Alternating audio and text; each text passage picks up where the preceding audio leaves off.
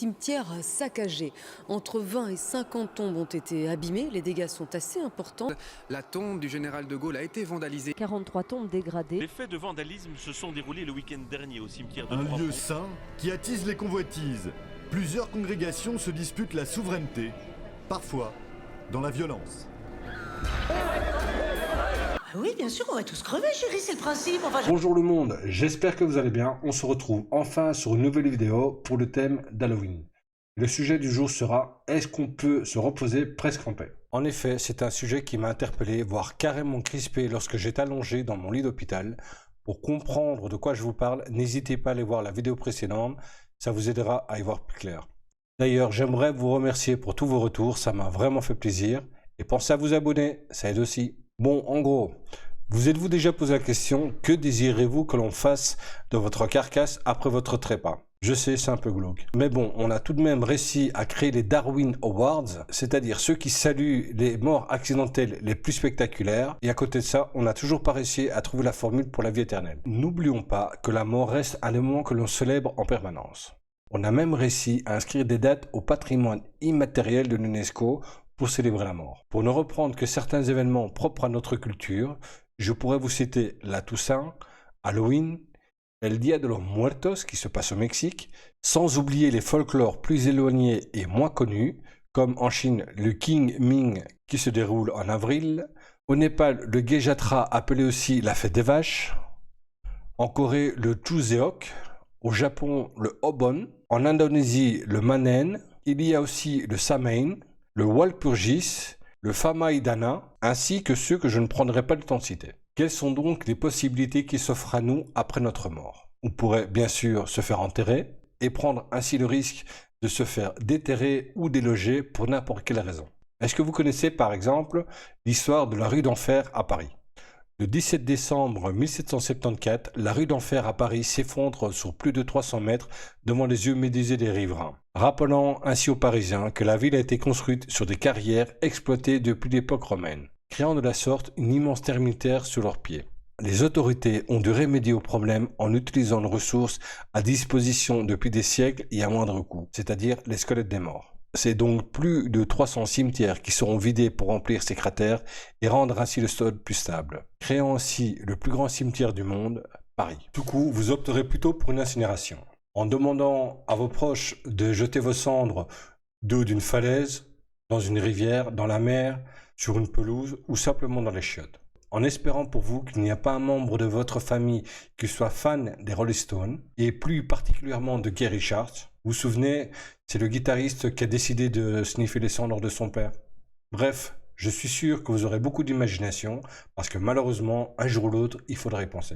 Pourtant voilà, vous avez pensé à tout, vous êtes enfin prêt pour le grand voyage, vous avez décidé d'être plutôt classique, vous vous dites que vous allez finalement être en paix, et là, bardaf, c'est l'embardé. On vient vous coller le pire des voisins possible. Je suppose que vous avez déjà entendu parler d'anecdotes sur des gens célèbres qui se font harceler après leur mort. Et je ne vous parle pas de ceux qui sont soi-disant morts et qui vivent dans un lieu paradisiaque, mais plutôt ceux dont la tombe est devenue un lieu culte et qu'il faut absolument visiter, pour sa culture personnelle ou pour son karma, ou pour d'autres croyances tout à fait fantaisistes. Personnellement, j'avoue aussi m'être fait avoir. À mes 18 ans, après la sortie du film de Doors, j'ai voulu aller me recueillir sur la tombe de feu Jim Morrison. Et donc, on a décidé de prendre la route depuis Bruxelles jusqu'à Paris pour aller visiter le cimetière du Père-Lachaise. On voulait absolument aller rendre hommage au chanteur énigmatique. Et on a clairement profité de la situation pour fumer des joints sur sa tombe avec des jeunes qui étaient sur place et qui jouaient de la musique. Mais on a aussi bien ri en découvrant l'histoire de monsieur Victor Noir. Ce monsieur était un jeune journaliste assassiné par balle en 1870. Et qui devint malgré lui célèbre après sa mort. Car ce sont essentiellement des femmes qui venaient se recueillir sur sa tombe. Disons que la statue posée sur sa tombe n'était pas anodine. Pourtant, grâce à elle, il fut bien plus tard érigé en dieu de la fertilité. Il suffit de voir les usures sur sa tombe pour comprendre que les femmes ne venaient pas que lui apporter des fleurs, mais plutôt pour faire quelques mouvements torrides en plein milieu de la nuit. Voilà donc où je voulais en venir. Vous étiez prêt pour le grand voyage, vous pensiez pouvoir profiter d'un repos durement mérité. Eh bien non, malgré vous, vous vous chopez le pire voisin du monde. Et ça, pour le restant de vos nuits. Non mais oh, Est-ce qu'on ne pourrait pas se reposer en paix? Ben non. Tout simplement parce que quand il s'agit de contrarier son prochain, l'être humain a toujours eu énormément d'imagination. On peut par exemple parler d'un des crânes les plus étudiés de notre époque. Celui bien entendu d'un petit Autrichien moustachu que tout le monde connaît. Saviez-vous qu'il est gardé précieusement dans une boîte en verre et qu'il a été analysé plusieurs fois pour être sûr que c'était bien lui? Le pauvre, il doit être furieux depuis le temps. Il y a aussi les Indiana Jones des temps modernes qui fouillent le monde dans le but de retrouver des restes d'une légende oubliée. Pour l'histoire, la connaissance ou la science. Ou simplement parce que ça vaut des thunes. Le plus grand motivateur de l'histoire humaine en gros. Ce qui nous amène bien entendu à parler des pyramides d'Égypte et de ces emblématiques sarcophages soi-disant inviolables, d'où des pharaons sont exhumés de leur tombe après plusieurs siècles de repos, par des curieux, et trimballés en fanfare au milieu des foules hystériques. C'est triste finalement, quand on sait qu'ils ont amassé des trésors tout au long de leur vie, dans l'espoir de traverser le fleuve en toute tranquillité. Et ils ne sont pas les seuls malheureusement. Dans le même genre, en juillet 2015, le crâne du célèbre réalisateur Wilfried Willem Murnau, oscarisé pour son film Sunrise et rendu célèbre pour son autre film Nosferatu, a aussi été dérobé. Sans oublier les monuments dédiés aux morts, comme l'énorme monticule datant de 4300 ans avant Jésus-Christ découvert en Syrie, considéré comme le mémorial de guerre le plus ancien découvert à ce jour, contenant une trentaine de cadavres entassés en pyramide. Chers spectateurs, nous arrivons malgré moi à un des passages les plus obscurs de l'histoire de l'humanité. J'ai tenté d'être bref, quoique j'ai trouvé intéressant d'en parler. Rassurez-vous, il dure moins d'une minute. Et sachez que la suite est plus digeste, voire étonnante. J'espère ne pas vous perdre en chemin. N'oublions pas non plus les fosses communes. Triste mémoire de guerre et de l'atrocité des hommes. Du côté soviétique, il y a bien entendu le goulag. Là où ils ont commencé à abandonner leurs morts sur place. Et où on estime qu'il y a plus de 2 millions de décès qui ont eu lieu dans leurs murs. Et dont les dépouilles n'ont jamais été rendues à leur famille. Malheureusement, par la suite, ils étendront leur méthode dans les autres prisons, ainsi que dans les hôpitaux, pour les homicides, les accidents ou les malades. Ou tout simplement, ils abandonneront les corps, comme ils l'ont fait sur l'île de Nazino, aussi surnommée l'île des morts ou l'île aux cannibales.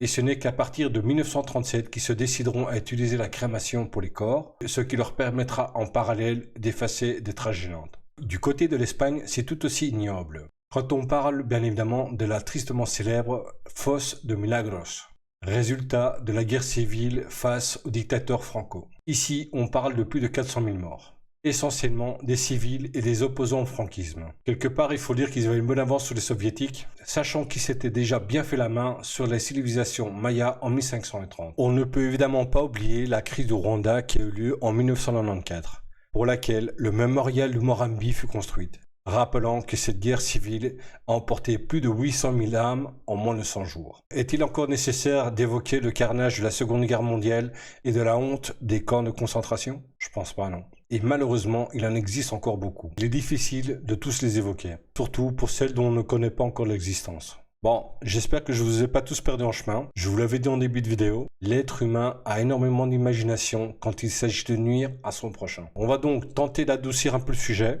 en évoquant des anecdotes un peu plus légères. Je vous propose donc de parler de ces corps qui voyagent malgré eux.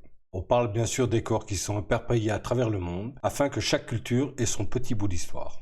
Commençons par les doigts de Galilée. Les parties de la dépouille de Galilée qui fut condamnée par l'Église sont traitées après sa mort quasiment comme des reliques saintes. En 1737, soit 95 ans après sa mort, son corps sera déplacé dans un mausolée situé dans la basilique Sainte-Croix de Florence. Anton Francesco Gori profite de l'occasion pour briser le majeur de sa main droite et s'en emparer. Par la suite, le doigt fut acquis par Angelo Maria Bandini et fut longtemps exposé dans la bibliothèque laurentienne. Le doigt fut conservé dans un coffre de verre, au sommet d'une petite colonne de marbre blanc, au musée d'histoire de sciences de Florence. Voyons maintenant le fameux tendon momifié de Napoléon Bonaparte. Bonaparte décéda en 1821 sur l'île de Sainte-Hélène où il avait été exilé. À en croire les dires de son second valet, le docteur Francesco Anton Marchi profita de la distraction des Anglais pour subtiliser des parties du corps du défunt. Il s'empara des dents, des ongles, des cheveux, mais surtout du sexe de l'empereur. Le précieux organe aurait alors été confié à l'abbé Angel Paul Vignali. Laissé à l'air libre, le pénis de Napoléon souffre des aléas du temps et rétrécit en conséquence. Il sera vendu en 1916 aux enchères en tant que tendon momifié à un Britannique anonyme. En 1924, un collectionneur le rachète et le ramène à Philadelphie, avant de le prêter au Museum of French Art de New York, où le membre viril est exposé sur un coussin de velours. En 1964, l'organe napoléonien retourne en Europe pour y être vendu aux enchères sans succès. Ce n'est que 8 ans plus tard qu'un urologue, le Dr John K. Latimer, le rachète pour 3 000 €. Il confirmera que c'est bien un organe sexuel, sans toutefois pouvoir certifier qu'il s'agit bien de celui de Napoléon. Dans la même catégorie, savez-vous que quelqu'un subtilisa le cerveau d'Einstein afin de l'analyser, pendant que d'autres dérobèrent le corps de Charlie Chaplin pour le revendre à sa veuve, sans oublier celui qui arracha les dents de Brahms et de Strauss pour ouvrir son propre musée, ainsi que ceux qui gardèrent jalousement les organes de Voltaire.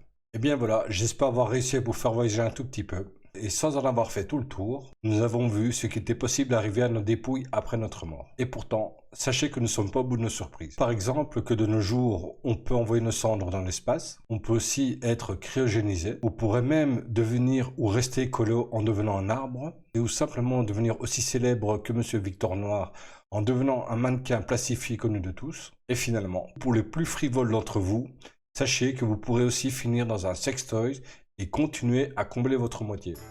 Merci d'avoir regardé la vidéo jusqu'à la fin, et si celle-ci vous a plu, n'hésitez pas à mettre un pouce bleu et à vous abonner, ça fait toujours plaisir. Et pour conclure, je vous souhaite à tous de vivre le plus longtemps possible et de devenir de vieux boomers. On se revoit bientôt sur d'autres sujets tout aussi inattendus. D'ici là, portez-vous bien, ciao!